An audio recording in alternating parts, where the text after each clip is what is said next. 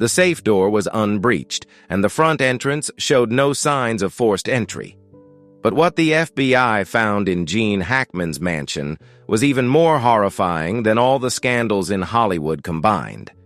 Each detail revealed seemed to tear open the viewer's chest, exposing the darkest secrets that the film capital had tried to hide beneath its glamorous facade. Behind that glittering exterior were bloody hunts, orgies, and bone-chilling events.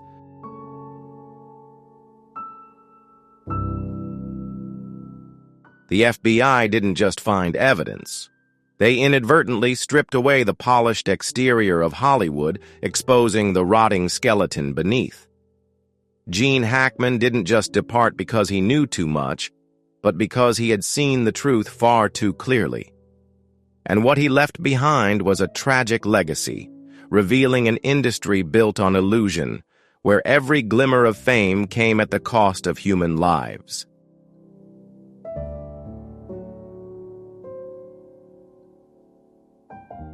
The Golden Gates silently closed on the dirt road in Santa Fe, hiding all the secrets behind them. Amidst the land of art, among adobe houses bathed in the warmth of the sun, stood a mansion that had been the retreat of Gene Hackman and his wife, Betsy Arakawa, for over 3 decades. It had once been an impenetrable sanctuary, where the man holding 2 Oscar statues retreated from the flashbulbs and hollow applause. But on a gray morning in early 2024, the walls surrounding this place were no longer a veil protecting privacy. They became a shroud concealing a deadly secret. The passing of Gene Hackman and Betsy Arakawa was discovered in an unexpected way. The light no longer streamed from the glass-walled room at the back of the house, where Gene would often sit reading books and sipping his morning tea. The mailman, accustomed to the couple's routines, noticed that their mailbox was overflowing, with letters scattered about as though no one had touched them in days. When the Santa Fe police forced their way through the door, they could not have imagined what awaited them inside.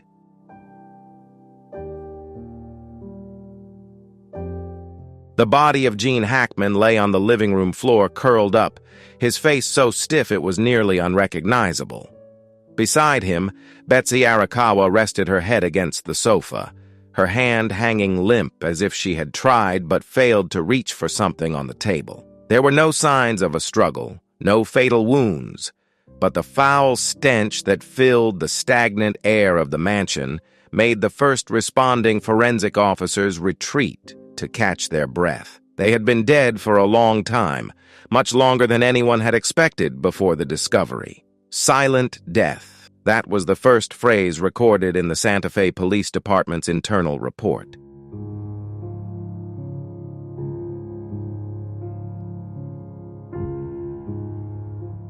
But that silence didn't last long. Within hours of the information leaking, Santa Fe was shaken by rumors and conspiracy theories. Some said Gene Hackman had been assassinated, a Hollywood-style purge where old secrets were unearthed by enemies from the past. Others speculated that Betsy Arakawa had been poisoned, and in his desperation, Gene Hackman had taken his own life after witnessing his wife collapse in the home he had once called the last bastion of peace. No one knew what was truth, what was fiction, but one thing was clear. Everyone felt uneasy.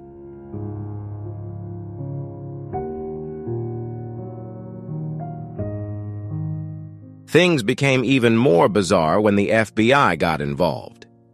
Typically, the death of a reclusive star in their private home rarely attracts the attention of federal agencies. But with Gene Hackman, as soon as the local coroner's office had finished processing the scene, a silent procession of black SUVs from the FBI quietly glided past the Golden Gates.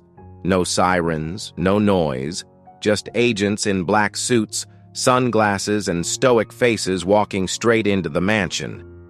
The question was immediately raised. Why would the FBI care about the death of an actor who had been away from Hollywood for nearly 20 years?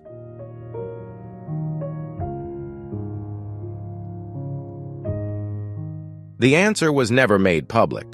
However, according to an anonymous source within the investigative team, what the FBI uncovered in the Santa Fe mansion completely shifted the direction of the investigation.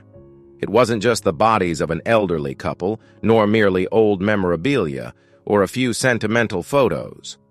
The FBI discovered a hidden room, a small door concealed behind an old oak bookshelf, where Gene Hackman had once jokingly said, "If I have any secrets, they'll go with me to the grave."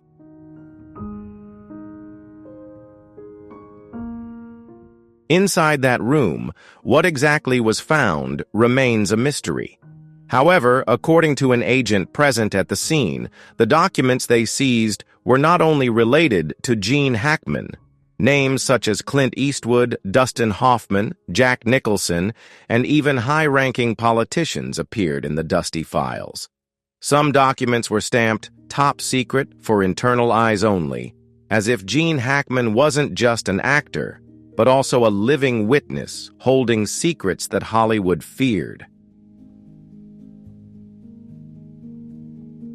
From a top star who once dominated the screen, Gene Hackman now emerged in a completely different light.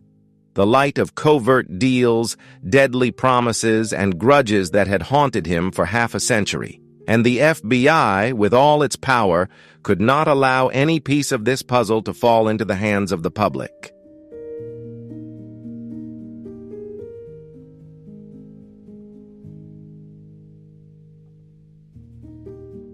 The Golden Gates of Santa Fe closed behind the FBI convoy, leaving an empty mansion in the desolate desert. But that silence was just the beginning of the information storm that would soon engulf Hollywood in the days to come.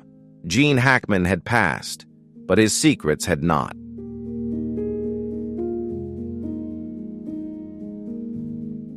Gene Hackman's Santa Fe estate, as the first forensic lights cut through the thick curtains, appeared like an abandoned stage after the final curtain had fallen.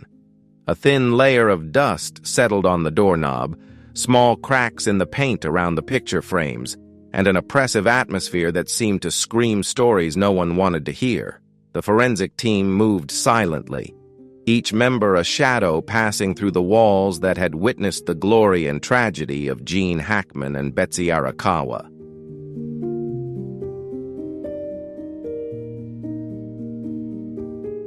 But it wasn't until the door to the master bedroom was pushed open that they truly stepped into the darkness of the truth. There was nothing dramatic or grandiose like the Hollywood films Gene Hackman had once starred in.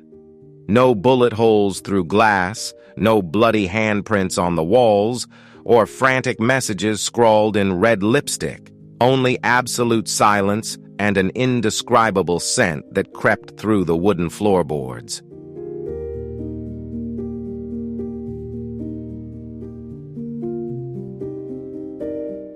In that space, Betsy Arakawa lay near the bathroom door, her head tilted to one side, eyes half open as if she had just drifted off after a lingering headache. Her silver-gray silk robe was dotted with water droplets from the nearby sink, forming circular patterns under the beam of the flashlight. Next to Betsy, a small space heater remained plugged in, its power light faintly flickering in the darkness.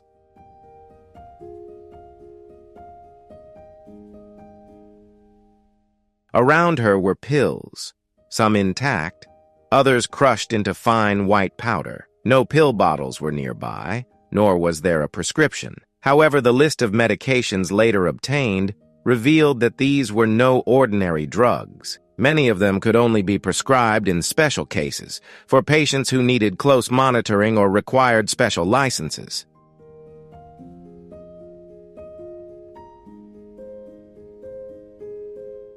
Not far from there, Gene Hackman was found on the master bed. He lay on his side, one arm dangling loosely as though he had tried to reach for something just beyond his grasp. His face, once famous for its sharp expressions on the silver screen, was now stiff and contorted, a grotesque reflection of something between pain and shock. The decomposition of his body indicated that his time of death closely matched Betsy's, a small but significant detail, enough to conclude that they had passed within a very short span of time, perhaps minutes or hours apart.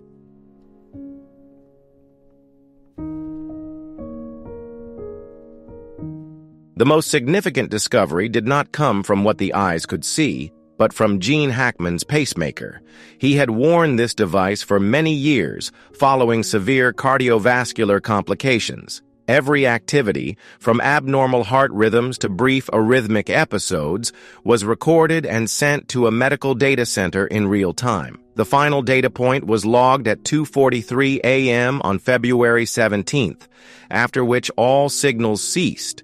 No heartbeats, no warnings, just utter silence. February 17th immediately became a pivotal date in reconstructing the events that led to the tragedy at the Golden Gates of Santa Fe.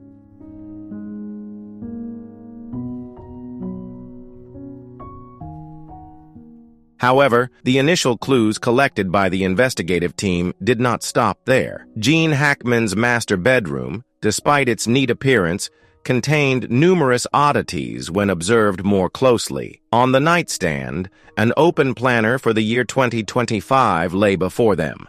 The first pages were filled with daily schedules, from Betsy's yoga sessions to Hackman's calls to the gardener, but as they flipped deeper into the planner, Gene's handwriting grew more erratic, with ink stains smeared across the pages, as if his hand had trembled while writing.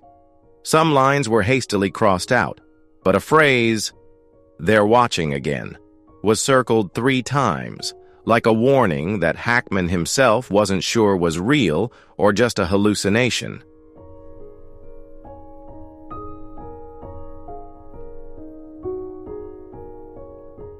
Two phones were also found, one being the latest model, still charging, and the other an old flip phone from the early 2000s. Neither had passwords, but the call history on both devices was almost empty for the 3 weeks leading up to February 17th. The strangest part was that the old phone occasionally received messages from an unknown number, each message consisting of a single line, repeatedly asking, "Are you ready?"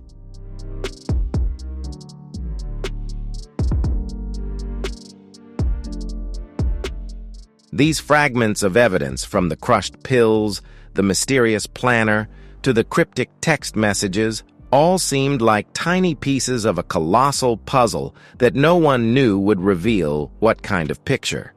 And while these items were only the tip of the iceberg, the investigative team understood that to uncover the truth behind the Golden Gates of Santa Fe, they would have to dig deeper. By the time the evidence was gathered, Gene Hackman's estate felt like an open book in the middle of a story.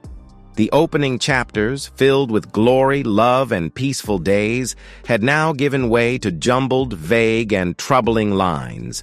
But the next chapter, the darkest one, might have just begun.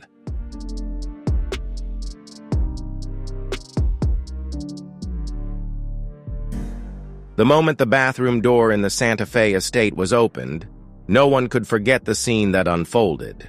The golden light illuminated a chaotic and strange sight, as though the room itself was telling a story left unfinished.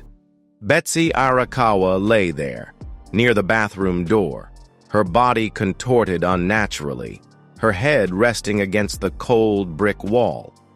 White and blue pills were scattered across the floor, some rolling beneath the cabinet, mingling with fine dust and a few fallen strands of hair. Nearby, the small heater continued to hum, its warmth so intense that when the forensic team entered, they could feel the warm, humid air hit them like an unusual gust of wind, contrasting with the cold of February in Santa Fe.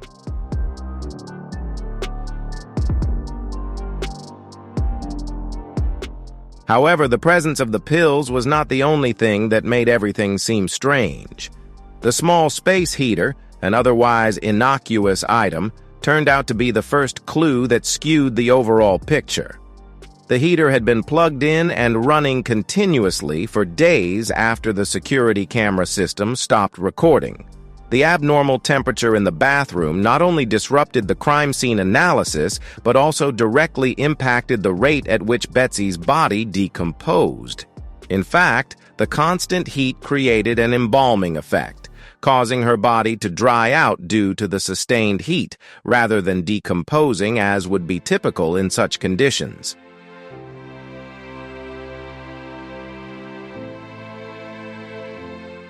Betsy's posture was unlike typical overdose cases.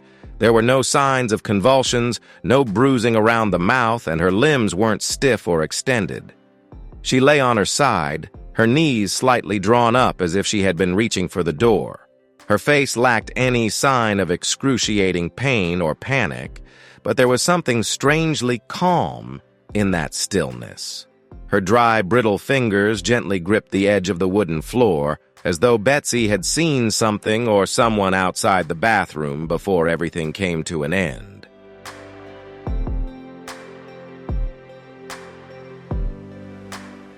On February 26th, when the forensic team and Santa Fe County Police completed securing the scene, the FBI officially intervened. They didn't come just because of Gene Hackman's fame or the strangeness of the crime scene, but because of a strange clue. This phone was not registered under Gene Hackman's name, nor did it belong to Betsy. There were no matching fingerprints, and the data retrieved from the SIM card showed that it had connected to a number from a suburb of Albuquerque, nearly 100 miles south of Santa Fe. The contact list was empty, and the call history contained only 3 incoming calls, all from an anonymous number. Who left this phone behind, and why was it in Gene Hackman's house amid the bizarre deaths of the couple?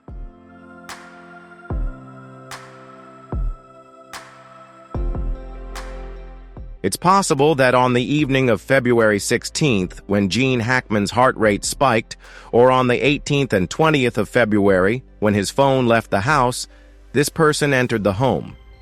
This individual could be the owner of the third phone or the driver of the black truck. They left no fingerprints, had no face caught on the cameras, but they knew something. Something about the safe hidden behind the wardrobe, about what Gene Hackman had kept secret for years, about every corner of the estate, and maybe even the blind spots of the cameras. Most importantly, this person returned after Gene Hackman and Betsy Arakawa had died, not to harm them, but to search for something. What could be so valuable that someone would risk coming back to a house that had now become a crime scene?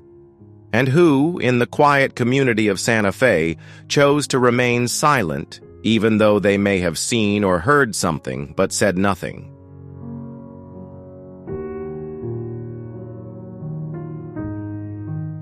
"9 days, 3 phones, 1 ghost car, and a person who knew some secrets were never meant to be uncovered. In every case that passes, the crime scene speaks, but in the Santa Fe estate, the scene didn't just speak, it whispered, leaking fragments as if someone deliberately left them behind, not to help the police solve the case, but to mislead them. And amidst all of this was the bottle of pills lying quietly next to the body of Betsy Arakawa. According to Betsy's medical records, her most recent prescription was issued by her family doctor on February 15, 2025, 2 days before Gene Hackman's pacemaker stopped working. The prescription itself was nothing out of the ordinary. Alprazolam 0.5 mg, an anti-anxiety medication Betsy had been using for years.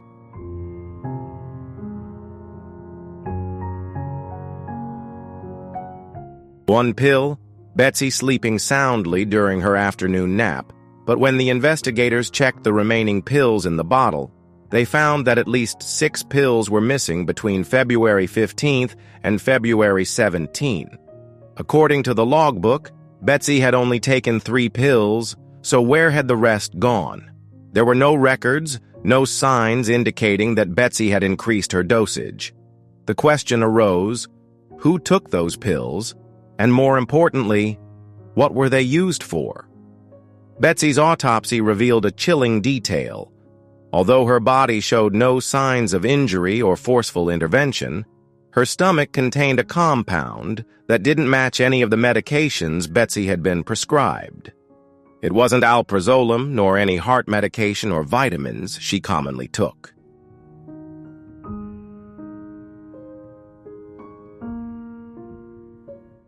The New Mexico State Toxicology Lab took over 72 hours to identify this strange compound. The final result was a synthetic sedative not available in the legal market in the United States. Its chemical formula was similar to Mazalan, but with additional modifications designed to induce rapid anesthesia and short-term amnesia. A drug typically used in kidnappings or meticulously planned deaths. Betsy must have ingested this pill sometime between the night of February 16th and the morning of February 17th. The exact same time frame that Gene Hackman's pacemaker recorded irregular heartbeats. Someone had been in that house, not only to witness the events, but to intervene.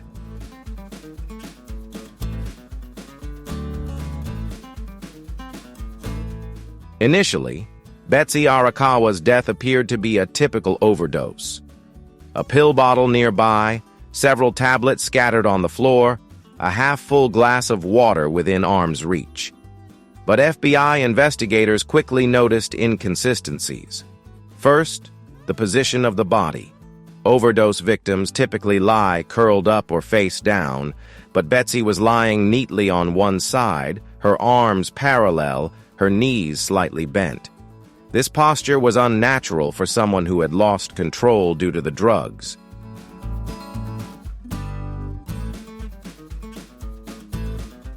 Second, there were no fingerprints from Betsy on the pill bottle, only fingerprints from Gene Hackman. According to internal cameras, the last time he touched the bottle was at noon on February 16th. Third, the contents of Betsy's stomach did not contain enough alprazolam to be fatal. The mysterious drug was the true cause of death. This led to a chilling theory. Someone had deliberately staged the scene, pushing the case toward a supposed overdose suicide, but lacking the patience or knowledge to make it convincing.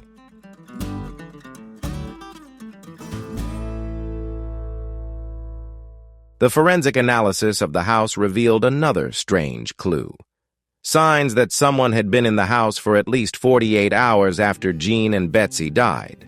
Strange footprints, size 43 specialized walking shoes, gently pressed into the bathroom floor, and uneven wiping marks on the bedroom door handle, as if someone had hastily wiped it with a paper towel. The internal camera system had been switched off for exactly 2 days, from February 17th to February 19th, and then turned back on without any new fingerprints on the control panel.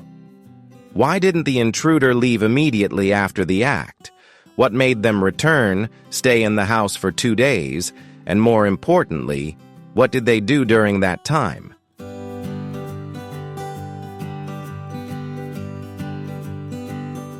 Combining all the clues, the investigation team developed a bold yet chilling theory. On the evening of February 16th, someone had broken into the Hackman residence, possibly after prior surveillance.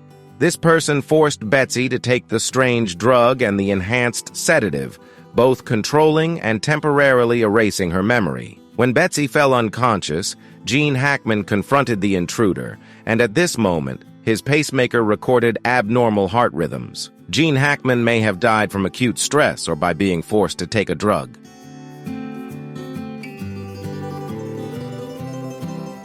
The intruder then stayed, staging the scene to look like a double overdose, but returned again to erase traces or search for something they hadn't taken.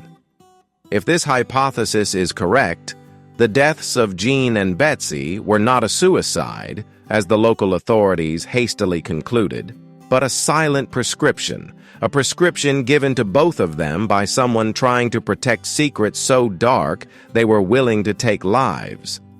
And perhaps that prescription was not yet complete, because what that person was looking for may have never left the house.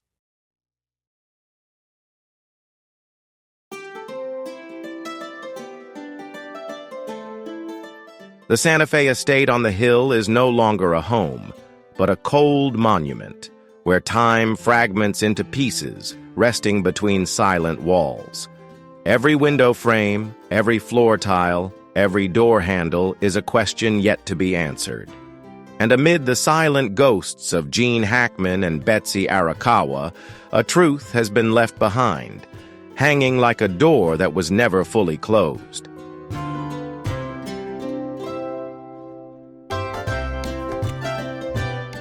In the early days of the investigation, the FBI believed they had found the answer in Gene Hackman's private study.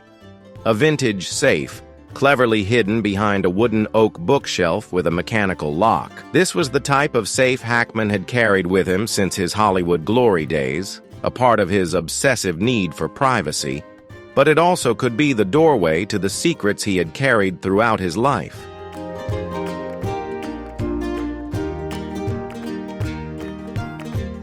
When the investigative team opened the safe, they expected to find shocking evidence, manuscripts, threatening letters, or sensitive footage, something that could explain why Hackman and his wife had been followed, threatened, and ultimately met such a tragic end.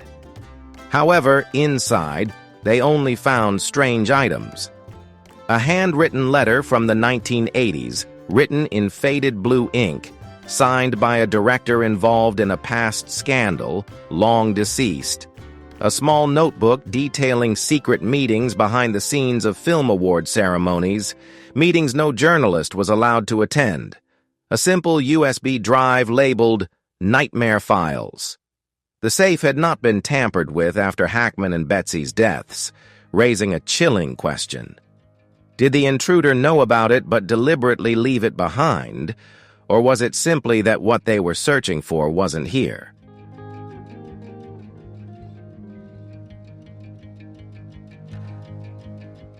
One of the key pieces of evidence collected by the FBI was the threatening messages that Gene Hackman had received in the 6 months leading up to his death. These weren't sent via email or personal phone calls, but rather through traditional paper letters, typed, with no fingerprints and no clear postmarks.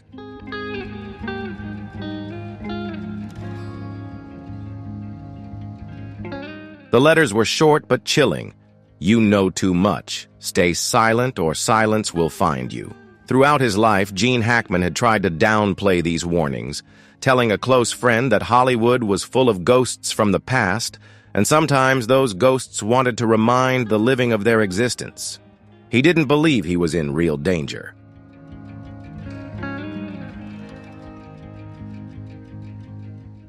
The story of Betsy Arakawa gradually began to emerge through the investigative files, no longer an image of a meek wife fading in the shadow of her husband, but something else. A small yet dangerous secret that the FBI had only just begun to skim the surface of. From the middle of 2024, Betsy had started gathering documents on the covert forces in Hollywood. Her handwritten notes, found in the kitchen drawer, mentioned names that only appeared on dark conspiracy theory forums. DL, a famous director accused of child abuse. HC, a media mogul who had silenced witnesses with money and lives.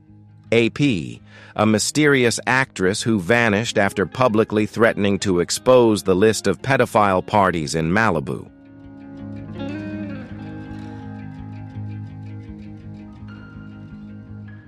Betsy didn't tell Gene about these investigations, but she left traces on her old laptop where the FBI discovered numerous searches related to the mysterious death of veteran actor David Careen, the suspicious suicide of Brittany Murphy, and leaked documents about human trafficking rings in Hollywood. The question that arises is, what did Betsy know, and whether her curiosity had made her a target before Gene?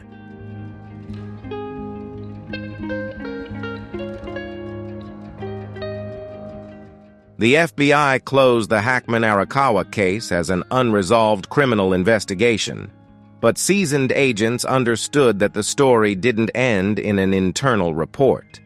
It was part of a larger puzzle, where the more the spotlight shone, the darker the shadows behind it grew. Those responsible for the threatening letters sent to Gene Hackman may never reveal themselves, but their mark had been etched into every dark corner of Hollywood. Unsolved disappearances, blood-stained contracts, deaths that seemed accidental, but were, in fact, the culmination of a perfectly orchestrated silence.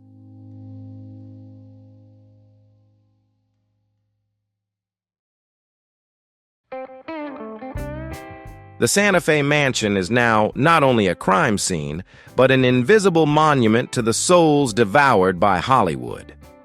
What the FBI found was not a solution, but a door leading straight into the depths of the inferno of the film capital.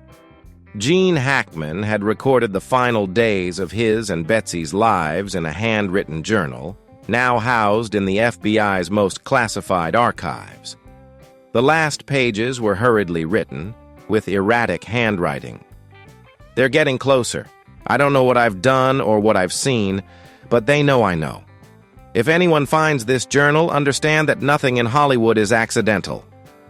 As for the USB drive, what the FBI called the nightmare files, no one outside the investigation team is permitted to know what it contained, but according to an anonymous agent, what they saw made even those who had cracked the N4TM cult codes shudder and turn away.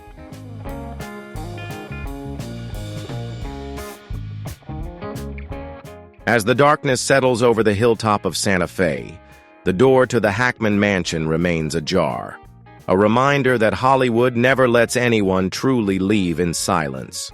For in the city of dreams, every extinguished star leaves behind a ghost, and those ghosts always know how to whisper in the ears of the living.